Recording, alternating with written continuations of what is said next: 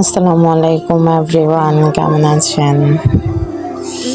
আশা করছি ভালো আছেন। আমরাও আছি যে কাজের মধ্যে অনেক ব্যস্ত, যে রেমন শিমের বিচি গাছগুলো আনা হয়ে যায় শিম চিড়ে। যে আমার ছেলেমেয়ের অবস্থা দেখুন, যে আমরা শিম ছিলতেছি সবাই। শিমগুলো ছিলে বিচিগুলো বের করতে হয় এখান থেকে।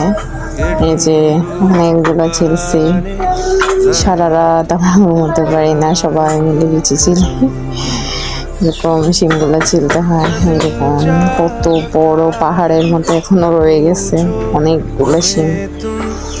এগুলো আসলে প্রতিদিন, এগুলো যদি প্রতিদিন ছেলে না ফেলে না, তাহলে নষ্ট হয়ে যায়। শিম বিচিগুলো পচে যায়। এগুলা এখন রাতের বেলা সব ছিলে, সকালবেলা হচ্ছে বাজারে উঠাইতে হবে, আমার শ্বশুর নিয়ে যাবে। যে দেখুন এক একটা শিম কত বড় বড়, মাশাআল্লাহ।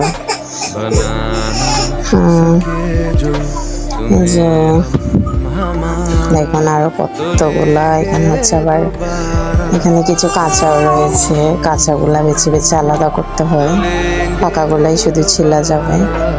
যে আমার শ্বশুর পাকাগুলো বেছে বেছে আলাদা করতেছে, পাকাগুলো ছিলবো আর কাঁচাগুলা রেখে দিবে পরের দিন যখন এগুলা হয়ে যাবে না তখন। আল্লাহ হাফেজ, সালামু আলাইকুম। সাবস্ক্রাইব করে দেবেন।